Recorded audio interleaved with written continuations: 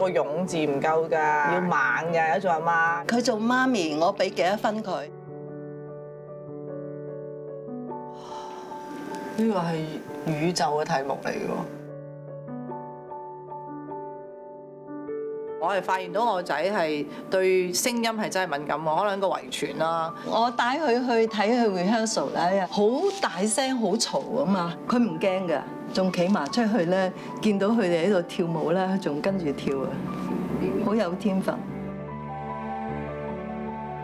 其實都幾大壓力嘅，我覺得。不過你唔好話係學校讀書啦，你競爭大，只可能喺未來我哋嘅人工智能可能取代好多人力啊，咁呢樣嘢就令到人失業㗎啦嘛，咁咪慘啦。我有啲朋友咧，佢嗰啲孫仔未出世咧，已經咧諗住去 Oxford 嗰度咧，去揾嗰啲資料咧，點樣入學啊資格啊咁樣，係真係好誇張。嗰條線咧就冇嘅對我嚟講，但係我會覺得父母嘅身教緊要，我係俾一個正確嘅價值觀、判斷能力同埋一個學習自信咯。由佢出道開始啦，咁咧每一日所有嘅報紙咧我都買嘅，跟住我自己剪咯。唔瞓覺咯，我媽，我成日唔明佢做咩唔瞓覺演牛琴，原來佢係喺度剪報咯。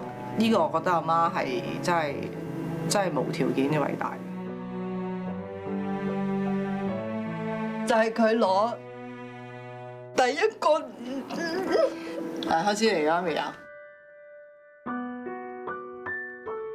最佳女主角，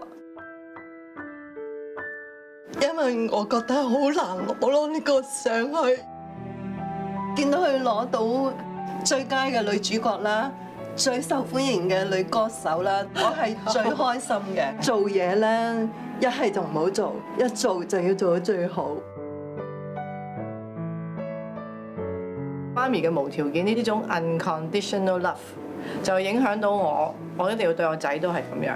而我咪要去大個第時點報答，而係去感受到呢樣嘢，咁無形之中就影響到佢將來對佢自己嘅 family 嘅一種睇法咯。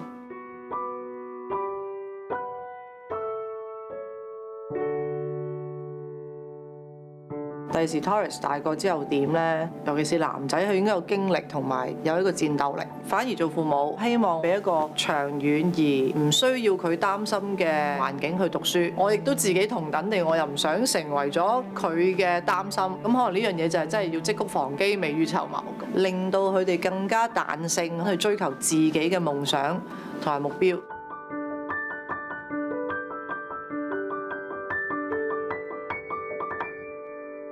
財富價值由你演繹。嗰下咧，我見到牛衝埋嚟，我諗住走。你出咗事，你都唔話俾我知，不如唔做咯，即係做全職媽咪咯。